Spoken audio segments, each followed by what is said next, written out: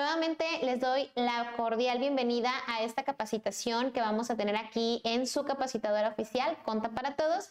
Muchísimas gracias por regalarnos este tiempecito para poderles platicar un poco de estas cosas que yo creo que conforme va pasando el tiempo y conforme se van acercando los meses para el cierre del año, pues más atención debemos de prestarle a muchos temas. Hace poquito tuvimos una actualización en base a misceláneas, en donde nos dijeron que va a haber por ahí una prórroga adicional para efectos del timbrado de nóminas en la versión 4.0, que esto recuerden que tiene que ver con la parte del código postal del empleado. El nombre completo pues ese ya lo conocemos, pero más que otra cosa el tema del código postal. El código postal, perdónenme, pues obviamente es el que el empleado en su momento manifestó en su cédula. Entonces si hay un error por ese lado, no dejaba timbrar la nómina. En la versión 4.0 era lo que en su momento, recuerdan que la jefa del SAT nos dijo, perdónenme, nos dijo de que yo nunca les pedí la cédula, no sé por qué se las estaban pidiendo sus empleados.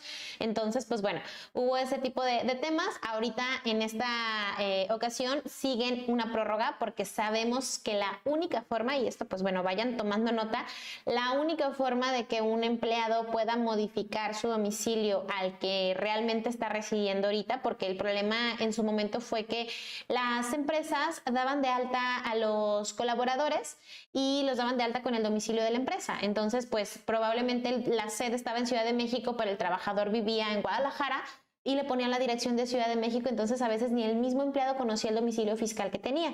Nunca había accedido a sus datos fiscales, no tenía contraseña, no tenía firma electrónica, no nada. Entonces este era el principal problema que teníamos en la parte del timbrado de las nóminas para la versión 4.0, porque te obliga a tener el código postal real al que tienes registrado en la cédula. Entonces, cuando un colaborador quiere cambiar su domicilio fiscal, tiene dos opciones.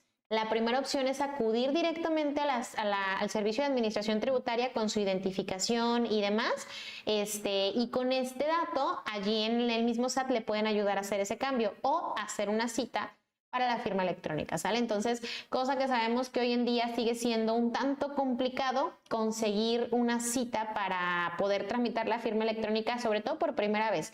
En tema de renovaciones y demás es un poquito más sencillo, pero para primera vez se complica un poco más, ¿sale? Entonces, pues primera noticia del día, chicos, tenemos una prórroga de 3 meses, porque hasta ahorita nos dijeron que iba a ser obligatorio a partir del 1 de abril del 2023, y pues esperemos que para esas fechas se regularice lo del tema de las citas en Hacienda, o que el SAT dé una facilidad a los patrones, porque eso sería bueno, que pudiéramos de alguna manera hacer un cambio de domicilio masivo, de alguna forma, alguna informativa que mandemos, no sé, algo que se pueda hacer, o que simplemente autorice hacer el cambio de domicilio con la contraseña del SAT únicamente para sueldos y salarios. No sé, se me pueden ocurrir, pero igual, mientras de que sabemos qué es lo que está pasando, vayamos revisando poquito a poquito qué es lo que, aparte de esta novedad, debemos de considerar para efectos del cierre fiscal de nóminas de un colaborador, y sobre todo también el tema de que conozcamos un poquito más a profundidad de deducciones personales, entre otras cosas, ¿sale?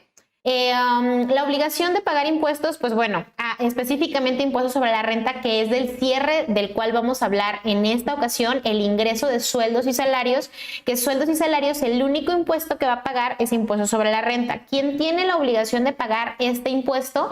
Ojo con esto, porque tenemos aquí situaciones en las cuales de repente nos ha pasado, y no sé si a alguno de ustedes les haya pasado tanto como empleado o como contador del empleado o como contador del patrón y demás, en donde hay diferencias en el pago de los impuestos, ¿sale? Y aquí esto es bien importante tocarlo, porque por ejemplo, tenemos una situación en la cual el empleado recibió ingresos con un mismo patrón durante todo el ejercicio, y más adelante lo vamos a tocar, pero bueno, ahorita nada más quiero darles tiempecito para que me pongan la presentación que es, pero quiero comentarles esta partecita. Me ha pasado en muchas ocasiones, y esto es a manera de que lo tomemos en cuenta, personas que llegan para que les presentemos únicamente su declaración anual de sueldos y salarios. Tuvieron un solo patrón, pero tuvieron deducciones personales y quieren optar por presentar su declaración anual, ¿sale? Y entonces llegan con la esperanza de tener un saldo a favor. Sabemos que en la parte de reclama tu saldo a favor al SAT y demás, puede haber mucha desinformación por parte de la autoridad, porque prácticamente les dicen te van a devolver los impuestos que pagaste o te van a devolver los intereses del crédito, y sabemos nosotros que no es así. Ahorita de todas formas en la presentación vamos a ir desmenuzando todo esto, pero esto quiero que lo tomemos en cuenta porque, por ejemplo, llega una persona que le presentemos su declaración anual, y nos pasó mucho el año pasado, sobre todo aquellas personas que traen algún tema de ingreso extra, o tal vez los que tuvieron alguna indemnización por despido, o fue, no sé, una jubilación, pensión y demás, pero que tuvieron ingresos fuera de lo habitual, y resulta que en su declaración anual llegan a tener un impuesto a pagar alto, independientemente de las deducciones personales, incluso muy independiente de si tuvieron ingresos superiores a los 400,000 pesos o no, porque recuerden que si no tiene el empleado ingresos superiores a los 400,000 pesos, en teoría el patrón le realiza su cálculo anual, que también lo vamos a ver un poquito más adelante, ¿sale? Pero ¿por qué salen estas diferencias? Incluso esta persona tiene deducciones personales y aún así le salió impuesto a cargo. Les digo, este año nos pasó con más personas de lo habitual, porque esto normalmente siempre pasa, pero este año pasado, o más bien en abril de este año, perdón, todavía nos pasó mucho que había muchas diferencias en la parte de los ingresos por sueldos, ¿sale? ¿Por qué? Recuerden que cuando nosotros como patrones hacemos el pago provisional a manera de retención de sueldos y salarios, nosotros sí tenemos la obligación de hacerle una retención. Es totalmente un hecho, es una obligación que tenemos como patrones de retenerle el impuesto conforme a lo establecido en las tarifas, y es una obligación emitir el recibo, todo lo que tenga que ver con el tema de pagar el pago provisional retenido mensual, aplicar su subsidio, etc. Pero ¿qué pasa cuando esas retenciones por alguna razón no se hicieron adecuadamente? Hubo un error en el cálculo, hubo un error en el sistema, se aplicó subsidio de más, hubo retención de menos, lo que ustedes gusten que pase, ¿sale? Todo este tipo de situaciones, chicos, llegan a pasar. Sí, por supuesto que sí llegan a pasar. ¿Y qué sucede? Que llega la declaración anual, y en la declaración anual el empleado nos dice, oye, ¿sabes qué? ¿Qué onda? O sea, no que iba a tener un saldo a favor, porque mira, todo el año religiosamente guardé mis deducciones personales, pagué todo con tarjeta, seguro de gastos médicos, todo lo que se tiene que pagar, y resulta que esta persona trae un impuesto a cargo. ¿Puede pasar? Sí, pero sí es bien importante, chicos, que nosotros como contadores seamos muy cuidadosos en los cálculos, porque ahorita a estas alturas ya nos están saliendo, sobre todo a final de mes, algunos ajustes en materia de subsidio al empleo, algunos ajustes en tema, por ejemplo, de retenciones, porque al momento de que hacemos el cálculo de la nómina, dependiendo obviamente del sistema de nómina que trabajemos, pueden empezar a salirnos estos ajustes, ¿sale? Y recuerden que estos ajustes, pues bueno, van a hacer que al final de cuentas, cuando se haga el cálculo anual, hagamos el cotejo de los ingresos de todo el año, las retenciones que se hicieron, y por eso luego en los primeros recibos de nómina del siguiente año nos empiezan a aparecer esa parte que dice ISR compensado, dependiendo si el ISR salió a favor, o ISR anual pendiente de pago, y entonces te lo empieza a fraccionar en las siguientes quincenas. Recuerden que por ley no podemos descontarle al empleado más del, no recuerdo si es el 20%, 25% de su salario a manera de deducciones de lo que sea, ¿sale? Entonces, esa es una ventaja.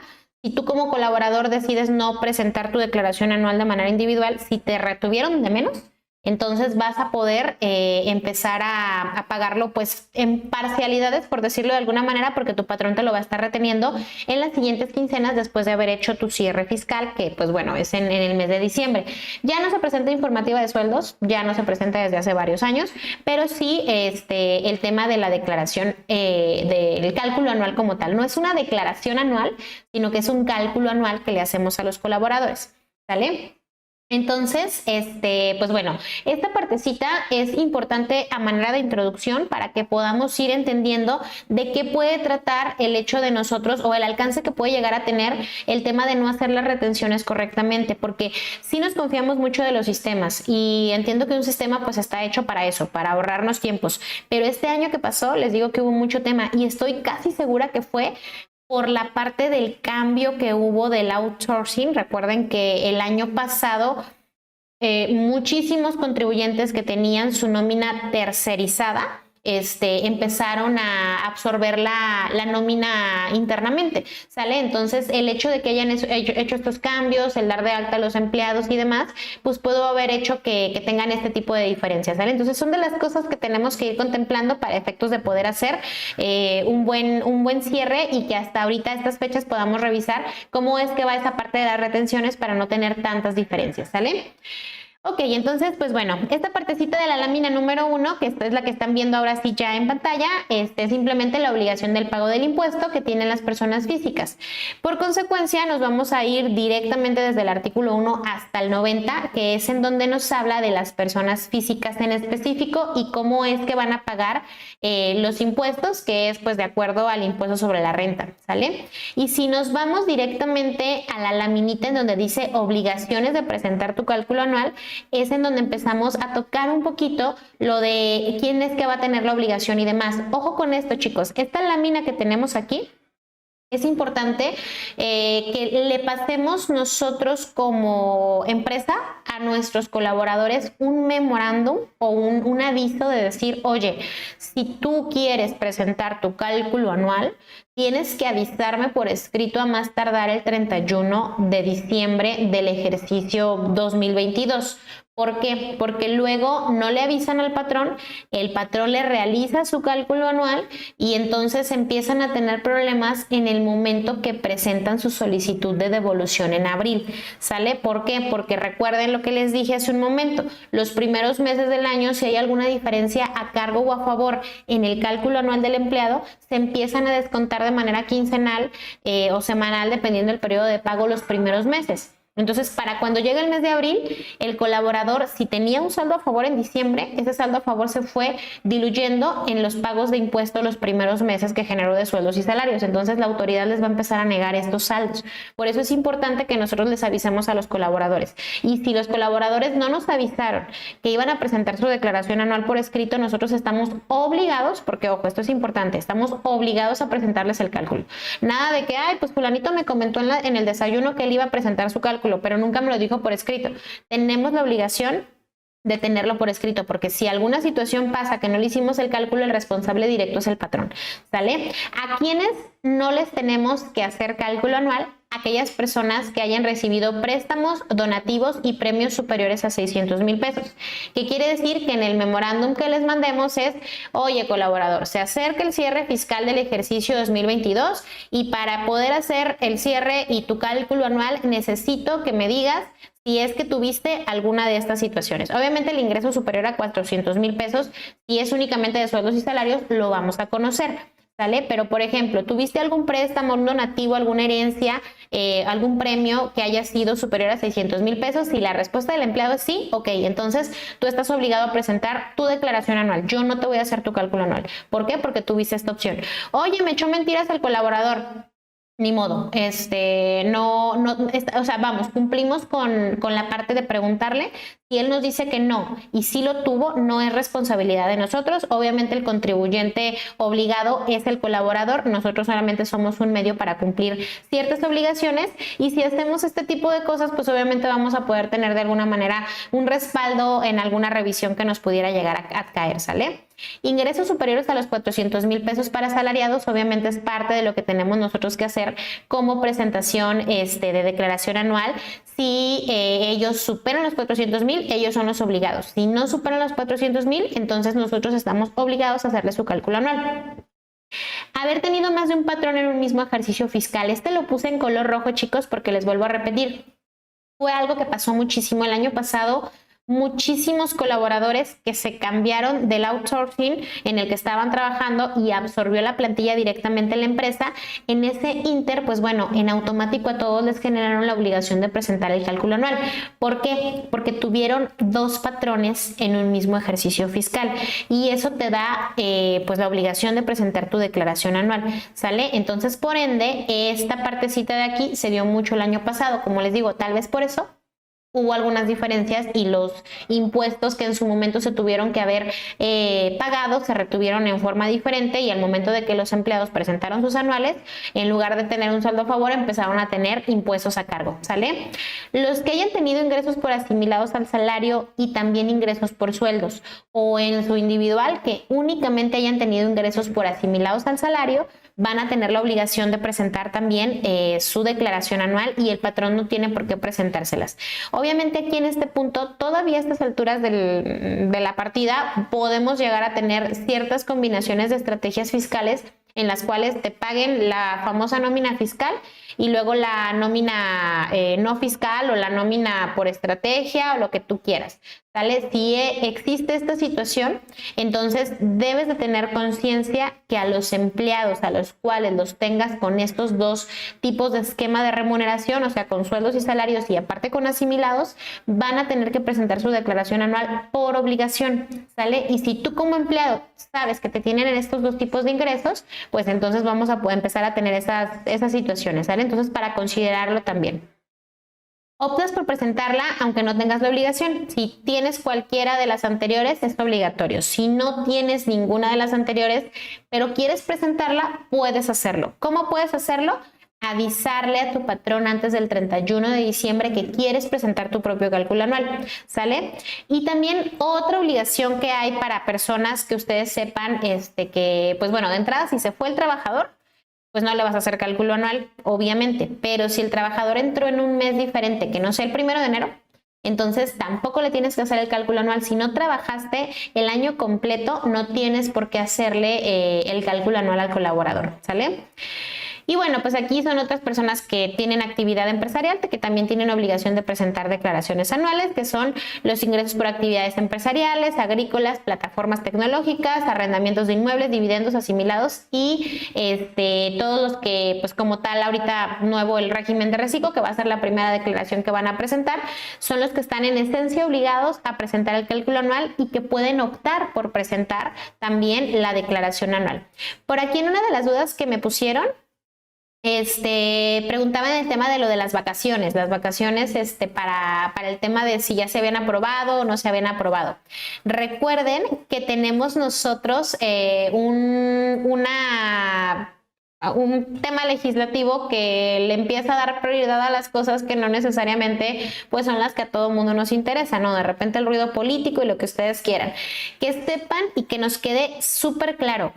El proyecto y la propuesta de aprobación de las vacaciones y duplicarlas totalmente, que en lugar de 6 días sean 12 y hacia arriba, todavía está en discusión, ¿sale? Hace unos días hubo un tema de que, la quitaron de la orden del día. Sí, lo quitaron de la orden del día que los legisladores iban a discutir ese tema, ¿sale? Lo pospusieron, como quien dice, a otra reunión. Luego lo volvieron a poner a discusión. Entonces, ahorita en este momento todavía no está aprobado, todavía no tenemos certeza de que si se va a aprobar este año o se va a aprobar el año que viene o va a entrar en vigor el año que viene, si lo aprueban este año o tal vez den más tiempo. No lo sabemos, no sabemos las reglas, todavía no sabemos nada, pero lo que sí sabemos y debemos de tener claro y no perder de vista es que no se ha derogado, no lo han derogado, no lo han echado a la basura. Entonces hay que estar muy al pendiente de esto, porque en este momento todavía podemos especular de todo, pero no hay nada aprobado todavía, ¿sale? Entonces, nada más para no perder de vista esta parte. Ok, Nina nos hace una pregunta que dice, ¿qué pasa si le avisé al patrón vía por escrito que no realizaría el cálculo anual, pero tampoco se hizo la declaración? El colaborador no rebasa los 400,000. Entonces, en este caso, Nina, sí tendrías la obligación de presentar tu declaración, porque le estás avisando a tu patrón que no te haga tu cálculo anual, ¿sale? Entonces, hay una parte que es precisamente este ajuste del que les estoy hablando, que el patrón no lo hizo y no tiene la obligación de hacerlo porque tú le dijiste que no lo hiciera, ¿sale? Entonces, de preferencia hay que presentarla para cumplir con la obligación. Seguramente no te ha llegado ningún requerimiento ni nada por el estilo, porque es difícil que lleguen requerimientos por sueldos y salarios a personas que no tienen necesariamente la obligación de presentar la declaración anual, sobre todo por tema de ingresos, pero sí puede pasar que te llegue. Entonces, de preferencia hazlo, porque recuerda que el tema de la declaración anual, todos estamos obligados a hacerlo, a excepción de los que no rebasan los 400, de los que tuvieron un solo patrón y demás, pero eso, la obligación se le quita al colaborador, pero recae sobre el patrón. Entonces, al final de cuentas, todos presentamos o declaración o cálculo anual, ¿sale? Si no presentas una u otra, pues es porque o no tuviste la obligación y lo presentó tu patrón, o quisiste tú presentarla y tu patrón no la presentó, pero no puedes no presentar las dos, ¿sale? Porque sí puede haber temas de multas o algo por el estilo, ¿vale? Ok, otra preguntita de Sagrario que nos dice, duda, ¿los honorarios asimilables al salario están obligados al patrón de cálculo anual? No, Sergio, no, perdóname, no, Sagrario, porque el asimilado al salario no tiene patrón. Es un pago que te van a hacer por cualquier otro concepto y la vía es asimilados al salario, pero no tiene patrón, ¿sale? Entonces, por ende, tampoco hay obligación de pago de impuestos. Ok, un colaborador está bajo el régimen de ingresos por plataformas tecnológicas y añadió sueldos y salarios. ¿Tiene obligación de realizar su cálculo anual? Sí, totalmente, Priscila. Tiene su obligación de realizar el cálculo anual. ¿Sale? Ok, Rodrigo nos dice que sí está en el grupo de WhatsApp. Perfecto.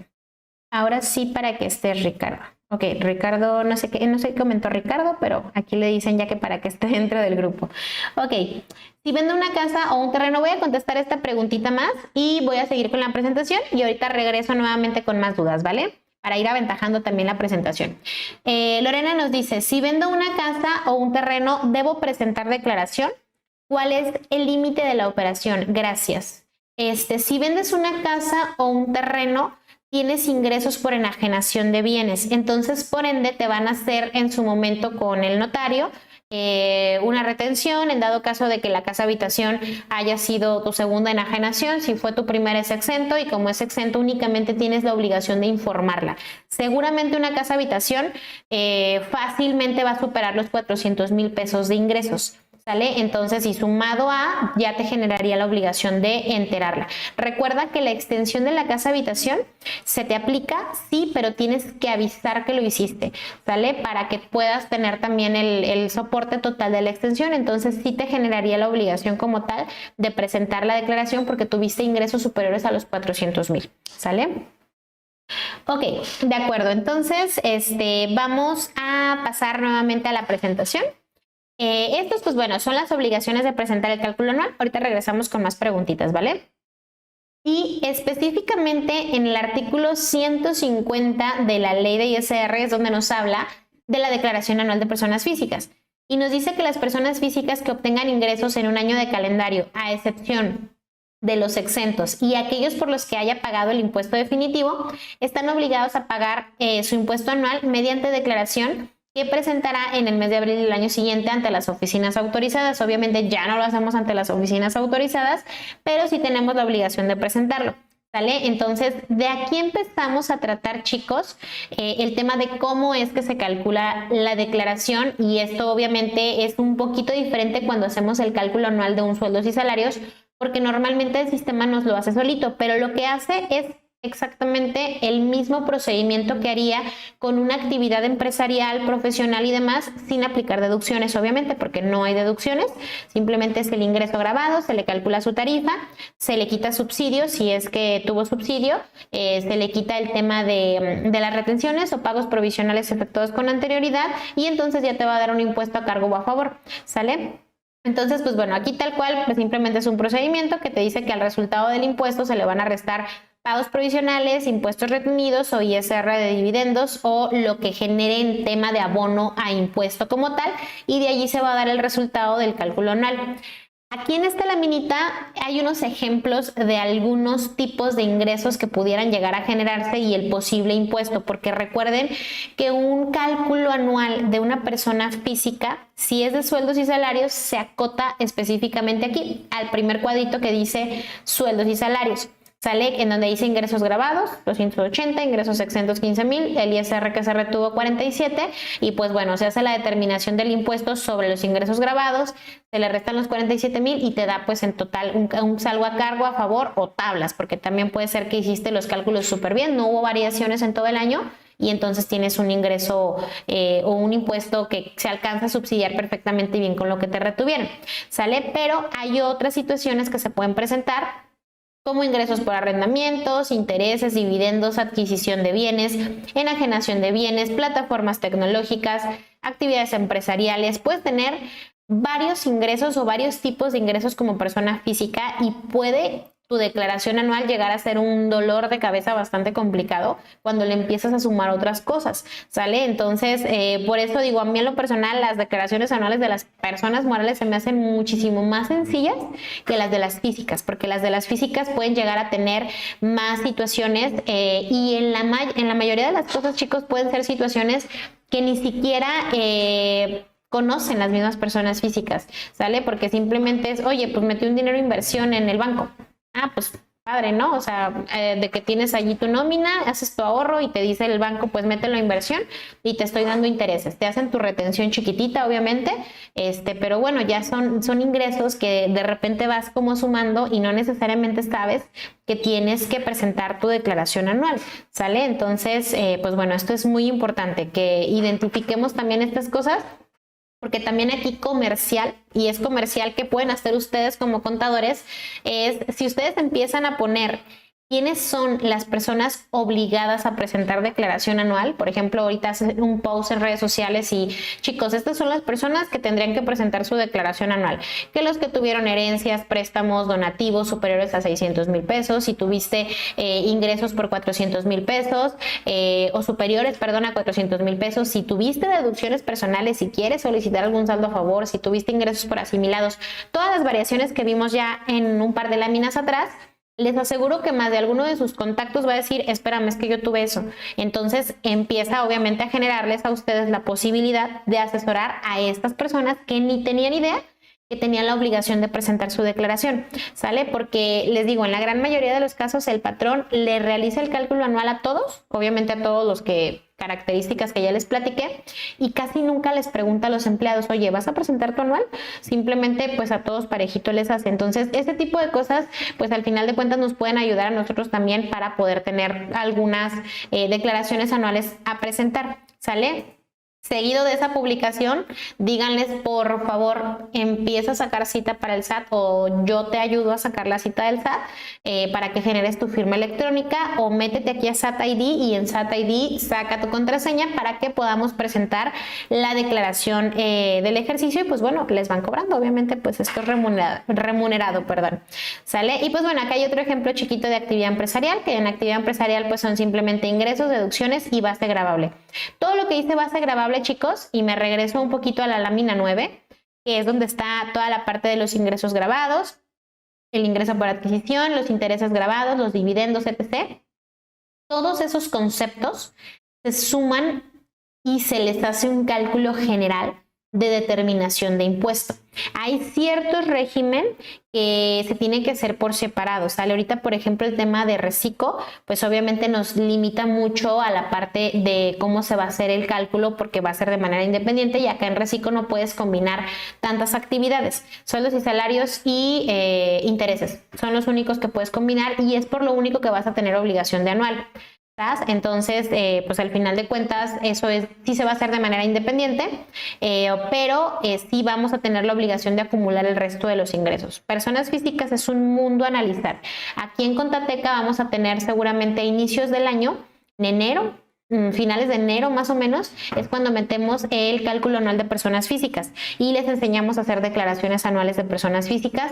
Empezamos por partes, así de que ingresos por sueldos y salarios, ingresos de sueldos y salarios y dividendos y asimilados y actividad empresarial y arrendamiento, y les vamos sumando todos los posibles regímenes que puede tener una persona física para que sepan cómo presentar una declaración anual con todas las situaciones habidas y por haber en una persona física, y se vuelve bastante interesante porque, como les digo, a veces nos pasa que tenemos una de un ingreso o una persona que tiene 5 o 6 ingresos diferentes, ¿sale? Entonces, pues para poder tener también un campo de trabajo un poco más amplio, nos puede servir, por supuesto. Es una época buena, sí, cóbrenlas. Digo, no sé cómo de repente ustedes acomoden la parte del acuerdo de honorarios con sus clientes, pero en lo general deberían de cobrar la declaración anual aparte, ¿sale? No sé si ustedes lo hagan, igual aquí pónganlo en los comentarios, estaría buenísimo saber cuántos de ustedes hacen cobro de la declaración anual aparte y cuántos no, cuántos solamente pagan los 12 meses de honorarios mensuales, porque igual aquí también nos vamos a dar una idea de cómo es el tratamiento que le dan ustedes a sus clientes, porque por ejemplo nosotros aquí en el despacho les cobramos los 12 meses de honorarios porque les hacemos 12 pagos provisionales, pero en la declaración anual les cobramos un mes más porque estamos haciendo declaración anual, que es un cálculo adicional. En teoría pues son 13 durante todo el ejercicio, ¿sale? Entonces, igual aquí pónganlo para ver más o menos quiénes hacen esto que nosotros hacemos y quiénes únicamente cobran los 12 meses de honorarios. Va a estar interesante ahorita ver la estadística. Ahorita me regreso al chat para revisar cuántos de ustedes hacen lo que nosotros, cobrar 13 meses en lugar de 12. Y si no lo hacen, pues vayan por lo menos haciéndolo con los clientes nuevos que vayan llegando, o con los que ya tienen, pues por ahí empiecen a meterles el tema de que les van a cobrar, porque al final de cuentas, chicos, pues es trabajo y es un mes adicional que se trabaja y sabemos que son meses pesadísimos para nosotros, ¿sale? Entonces, pues no es nada malo, al contrario, creo que es justo. Entonces, pues bueno, vayan poniendo ahí su estadística y se van a dar cuenta. Miren, aquí yo cobro aparte, también yo cobro aparte. Yo no he cobrado las anuales de personas físicas. ¿Cuánto podrías cobrar? Pues prácticamente un mes más de honorarios, dependiendo del cliente, obviamente, que estés manejando. Sí cobro el anual, perfecto. Y qué padre, qué padre. Es que a mí me ha tocado varios colegas que no cobraban la declaración anual y yo así de, pero ¿por qué no la cobras? O sea, si estás haciendo un trabajo adicional. O sea, entonces, miren, está súper bien porque parece ser que aquí por lo menos estamos en la misma sintonía y eso es muy bueno. ¿Sale? Ok, pues mientras de que vamos viendo acá la estadística de cuántos de nosotros sí estamos haciendo el cobro de nuestro trabajo arduo que hacemos en los meses de marzo y abril, vamos a hablar un poquito de las deducciones personales.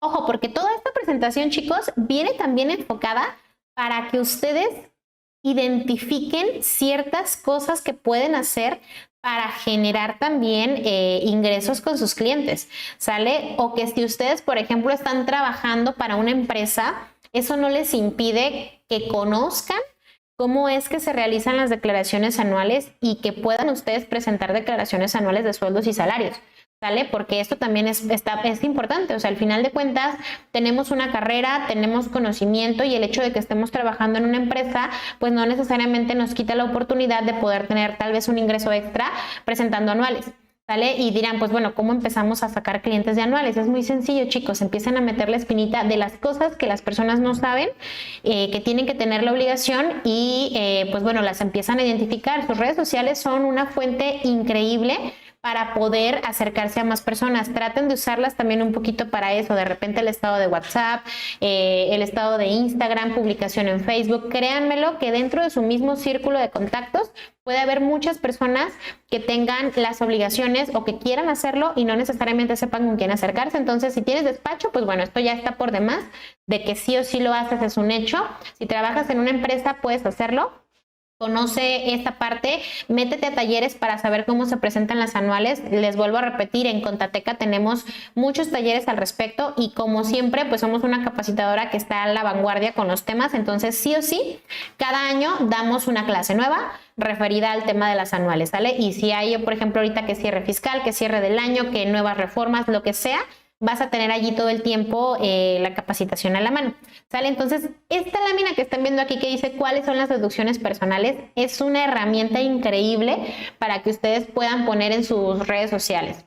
¿Sabías que si tienes este tipo de gastos y los facturas y son gastos que haces por ti, por tu mamá, por tu abuelita, por tu nieta, por tu en línea recta, sabemos, esposa o cónyuge, entonces vas a poder tener la posibilidad, ojo, porque también no hay que decirles sí o sí vas a generar impuesto a favor. Puedes tener la posibilidad de pedir una devolución de impuestos en el mes de abril y les aseguro que las personas es de, oye, yo pago honorarios médicos, yo voy al dentista, yo voy con mi nutriólogo, yo tomo terapia psicológica, yo tuve que pagar una enfermera ciertos meses, obviamente me he hecho a lo largo del año algún análisis y estudio clínico, prótesis pues puede ser, gastos hospitalarios pues tuve un gasto hospitalario, o sea, todo ese tipo de cosas, créanme lo que hay muchas personas a las cuales les van haciendo clic y entonces ellos dicen, yo estoy en esa lista y si yo estoy en esa lista, yo puedo tener la posibilidad de generar un saldo a favor. Obviamente eso ya va a conllevar el hecho de explicarles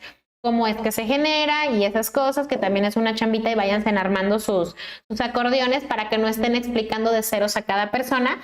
Pero bueno, lo que sí es un hecho, chicos, es que cuando se agarran clientes de declaraciones anuales, aunque sean solo de sueldos y salarios, es muy común que vuelvan cada año. Nosotros aquí en el despacho tenemos una lista de personas que cada año vienen con nosotros para la declaración anual. No tienen obligación de pagos provisionales ni nada, pero cada año es nuestra base de datos y se les presentan sus anuales. Y así se fueron sumando. Obviamente también con los mismos clientes, obligaciones en general, pero estas personas empiezan a salir también de aquí. ¿Sale? Que hayan dado pues gastos funerarios, donativos, intereses, aportaciones voluntarias para el retiro, primas de seguros de gastos médicos y pues bueno, un gasto también fuerte para la economía mexicana, que son las colegiaturas de kinder, primaria, secundaria o preparatoria de los hijos, ¿sale? Entonces estos puntos que están aquí también les pueden dar la posibilidad de ampliar un poquito su panorama para efectos de que puedan ustedes presentar cálculos anuales. Y si ustedes son asalariados y tienen este tipo de gastos, entonces pueden optar por no presentar su declaración anual y por no presentar su cálculo anual para con sus patrones, les avisan por escrito y entonces presentan su declaración anual de manera independiente y pues bueno, pueden tener el acceso a tener algún saldo a favor a solicitar en el mes de abril. ¿Sale? Pedro nos dice que no cobra el anual. Cóbrala, Pedro. Mira, la mayoría de nuestros colegas están poniendo aquí que sí lo cobran. Entonces, les digo, la verdad es que no es algo malo. Al contrario, creo que es algo justo. Es un cálculo más. Haces el pago provisional del mes y también la declaración anual. Entonces, por supuesto que es justo. Entonces, cóbrala, Pedro. En el artículo 151... es donde nos habla de la posibilidad de aplicar deducciones personales, ¿sale? Y aquí nos dice que las personas físicas residentes en el país que obtengan ingresos señalados en este título, para calcular su impuesto anual, podrán hacer, además de las deducciones de cada capítulo, recuerden que por eso en sueldos y salarios, lo único que pueden deducir son deducciones personales, porque el capítulo de sueldos y salarios no te deja aplicar deducciones en lo individual, pero actividad empresarial sí. Entonces, actividad empresarial tiene sus ingresos de actividad empresarial y también tiene sus deducciones que puede aplicar, que son las estrictamente indispensables, ¿sale? Obviamente aquí no aplica reciclo, ¿sale? Para dejarlo súper claro, reciclo no le aplica esto, ¿sale? De cada capítulo de esta ley, las siguientes.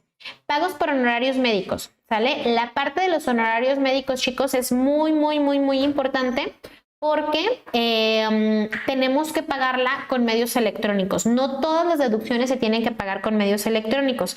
Esto les debe de quedar súper bien. Ok, entonces aquí en fundamentos, pues bueno, les digo, la parte de honorarios médicos sí nos habla, porque aquí como les quise poner el artículo tal cual para que anotemos. Ahorita, si tienen oportunidad, abran un bloc de notas en su celular, si es que están en su celular, si están en su computadora y tienen un cuadernito, háganlo, y si no, en un Word, porque vamos a ir nombrando deducción por deducción y si tiene o no la obligación de ser pagada por medios electrónicos. ¿Por qué? Porque tenemos el pensamiento de que el 100% de las deducciones personales se tienen que pagar por medios electrónicos, pero no es así, ¿sale? Hay algunas que tienen la opción de pagarse con otros medios y son totalmente válidas.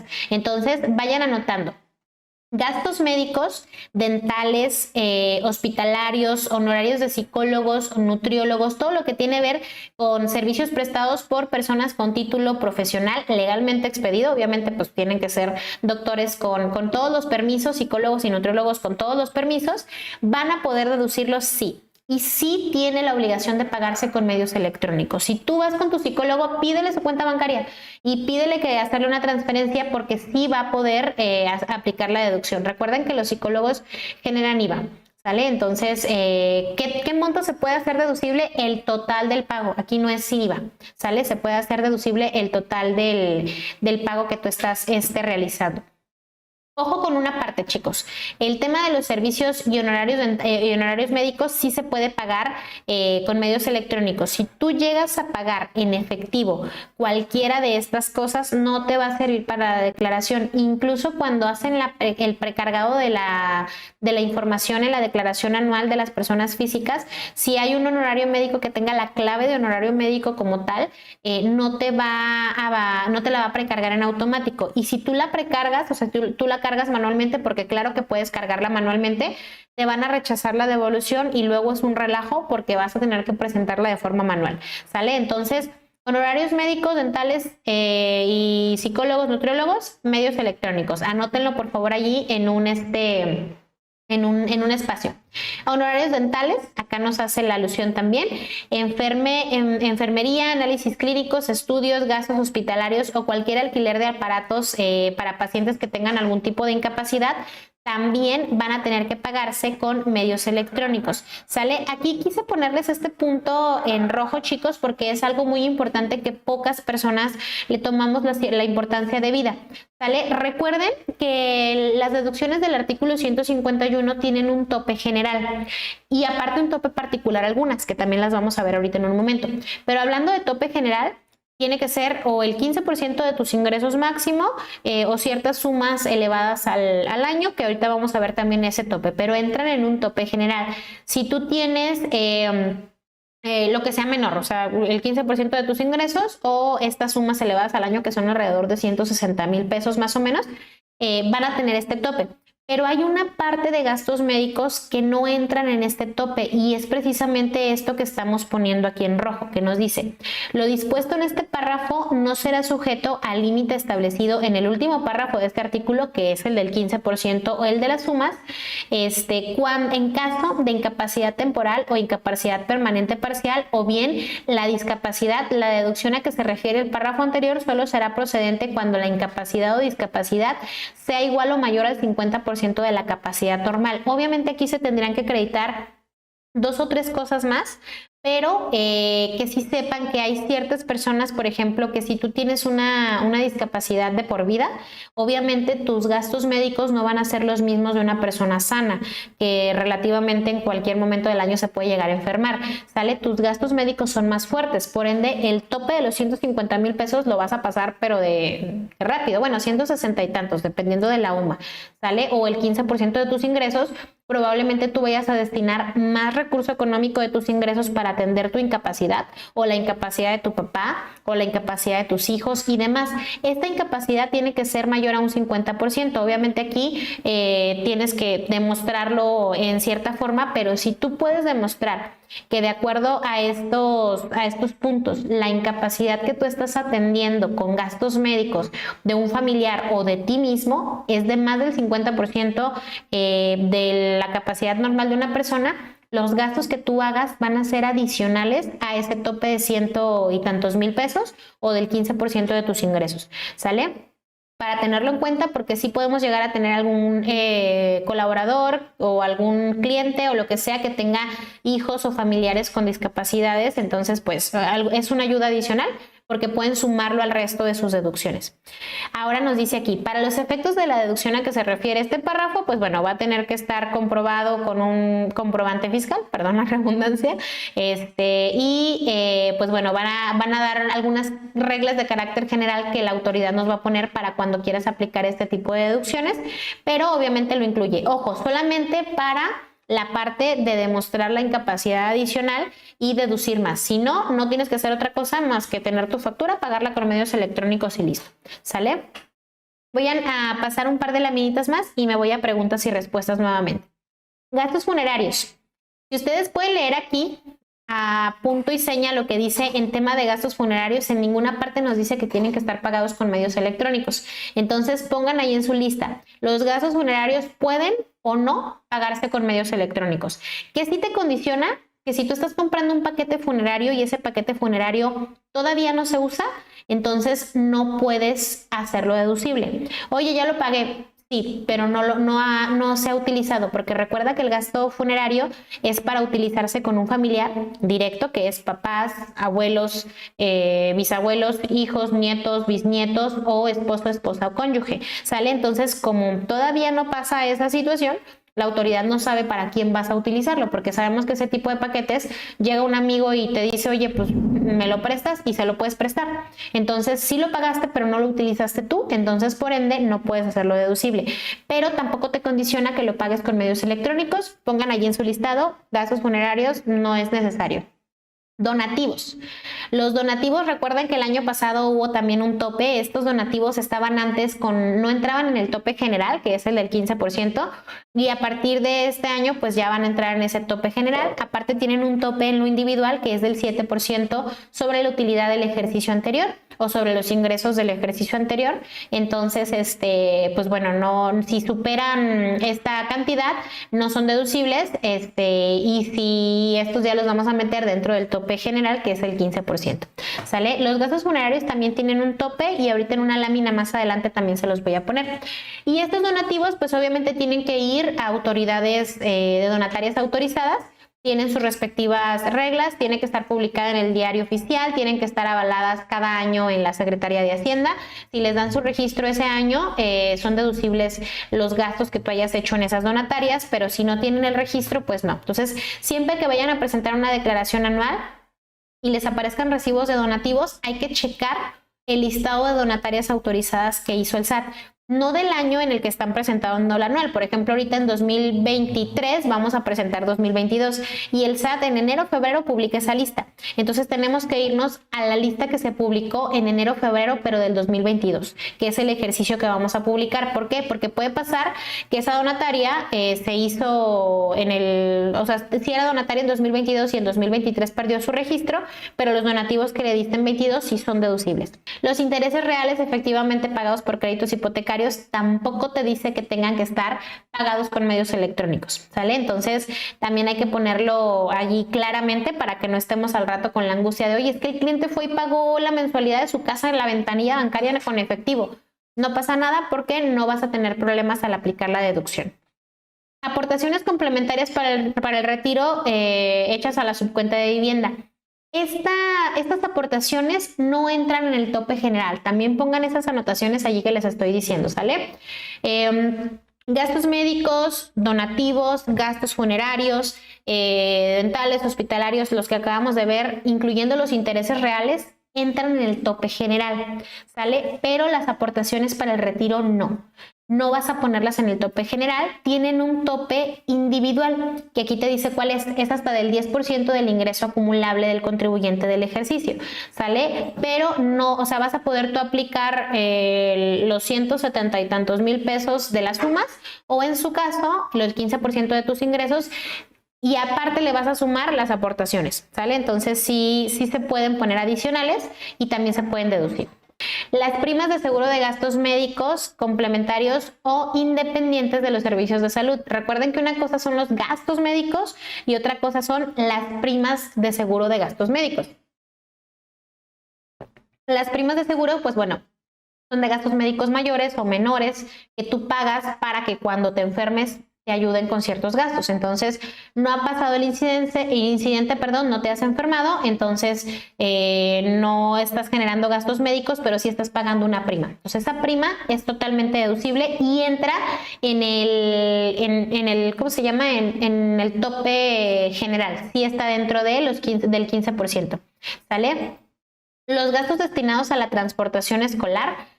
Ojo con esto porque el tema de los gastos destinados a la transportación escolar, aquí te dice claramente cómo es que funciona este gasto. Una cosa es que la escuela te diga, tienes la opción de pagar transporte escolar, y otra cosa es que te diga, todos, el 100% del alumnado tiene la obligación de pagar transporte escolar, ¿sale? Entonces, si es una obligación de la escuela, por ende vas a tener tú que hacerlo y te permite la ley deducirlo por medio de deducciones personales. Entra en el tope general, sí entra y puedes deducirlo, pero solamente cuando este gasto es para toda la escuela, no solamente para unos u otros, ¿sale? Y también te dice que lo tienes que pagar con medios electrónicos, también es muy importante esta parte. Y pues bueno, aquí obviamente como en todo la autoridad nos dice, si vives en un lugar que no tiene acceso a servicios financieros, pues tampoco vas a poder pagar con medios electrónicos lo que te pido. Y como no estás obligado a lo imposible, te voy a relevar. Pero solamente si demuestras que estás realmente en un área geográfica que no tiene acceso a servicios financieros. Para que procedan las deducciones, que es precisamente lo que estábamos hablando, se debe de acreditar mediante comprobante fiscal que fueron efectivamente pagadas en el hecho que se trate, las instituciones a las personas que residan en el país. Recuerden que el tema de que se paguen con instituciones residentes en el país también es importante.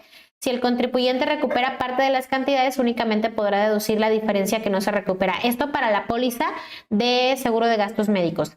¿Sale? Si recuerden que hay una parte que el seguro te reembolsa, entonces si el seguro te reembolsó esos gastos, no puedes aplicarlos como deducción personal, únicamente los que tú termines efectivamente pagando. Los requisitos establecidos en el capítulo 10 de este título no son aplicables a las deducciones personales, era lo que les comentaba. Y bueno, aquí es donde nos habla el tema del tope general, 15%. O lo que resulte menor entre 5 veces el valor de la unidad de medida, que en este caso, pues bueno, sabemos es la UMA, elevado al año, o el 15% de los ingresos, ¿sale? Entonces, esto solamente nos dice que no va a ser aplicable para la fracción 5. Antes estaba también aquí la de los donativos, ahorita ya no está, ya únicamente está la fracción quinta, y la fracción quinta, pues es la parte de las aportaciones voluntarias para el retiro, ¿sale? Entonces, esa es la única que no va a entrar en este gasto. ¿Qué otro tema importante? Las colegiaturas. Aquí este decreto, ojo, porque la deducción por colegiaturas es decreto. ¿Qué quiere decir? Que tenemos que estar pendientes que si lo dejan o lo quitan. Obviamente si lo quitan va a haber una revolución a nivel nacional que nos vamos a dar cuenta, pero por si las dudas siempre hay que estar revisando si no tiene o no modificaciones este decreto para poder aplicar la deducibilidad en el ejercicio que se va a hacer. ¿Sale? Está por medio de decreto, también se los dejo aquí en el material para que lo puedan leer. Y estas son las deducciones que van a poder aplicar: preescolar, primaria, secundaria, profesional técnico, bachillerato o su equivalente. Universidades no entran aquí, guarderías tampoco entran aquí, únicamente los grados escolares oficiales. Aquí quiero mencionar un punto importante, chicos, en la parte de preescolar, porque colegiaturas de preescolar hay un grado académico que es Prefirst, que muchas escuelas lo tienen. El grado académico que te está avalando la SEP es Kinder, que es 1, 2 y 3, primero, segundo y tercero. Si tú tienes a tu hijo en una escuela que tiene este grado escolar adicional que es Prefirst, que normalmente lo manejan las escuelas que son bilingües, este grado escolar no sería deducible para tu declaración anual, porque no es un grado escolar oficial. Sí es kinder, pero no estamos hablando de un grado oficial de escuela. O sea, ese de hecho ni siquiera tiene validez oficial, no les entregan boleta de la SEP ni nada por el estilo, porque no es un grado que se reconozca, por lo menos aquí en México.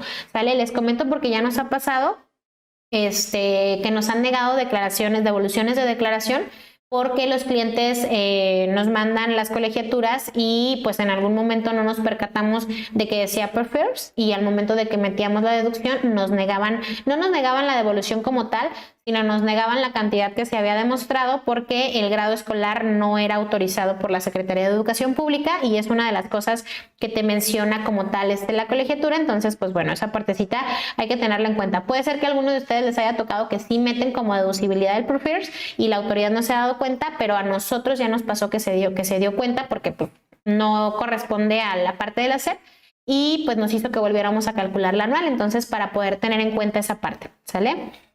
Y pues bueno, aquí pueden ver ya la parte de cómo es que tienen que hacerlo. Obviamente esto sí tiene que ir pagado con cheque y transferencia o tarjeta a nombre del contribuyente que va a efectuar la deducción. Y aquí en esta parte, ¿de quiénes deben ser estos gastos? Pues bueno, del contribuyente, de la esposa o esposo, concubino, concubina, cónyuge, ascendientes o descendientes en línea recta. Siempre y cuando, ojo, ninguno de ellos perciba durante el año de calendario ingreso en cantidad, igual o mayor a una UMA al año. ¿Va? Esto también es muy importante tenerlo en cuenta. Requisitos y límites en general deben ser pagados con cheque, nominativo, transferencia, ya como lo habíamos hablado previamente, a excepción de las que mencionamos que no. El gasto funerario tiene un tope individual, que es una UMA elevada al año. Los donativos, 7% de los ingresos acumulables del ejercicio anterior. Aportaciones voluntarias para el retiro, máximo el 10% acumulable, y este monto sin que exceda de 5 UMAs elevadas al año. Y los ventres graduados están topados a 2,500 pesos. Las colegiaturas, pues bueno, aquí también tienen sus respectivos topes. Y aquí tenemos el 15% o las 5 UMAS, en donde no vamos a incluir las aportaciones para el retiro y las colegiaturas. Lentes graduados, donativos, gastos funerarios, gastos médicos, dentales, hospitalarios, todos esos entran en el tope del 15%. Y como recomendaciones importantes, revisen facturas recibidas y emitidas, tanto de deducciones personales como si llegaran a tener alguna actividad empresarial, es importante. Generen su contraseña con tiempo.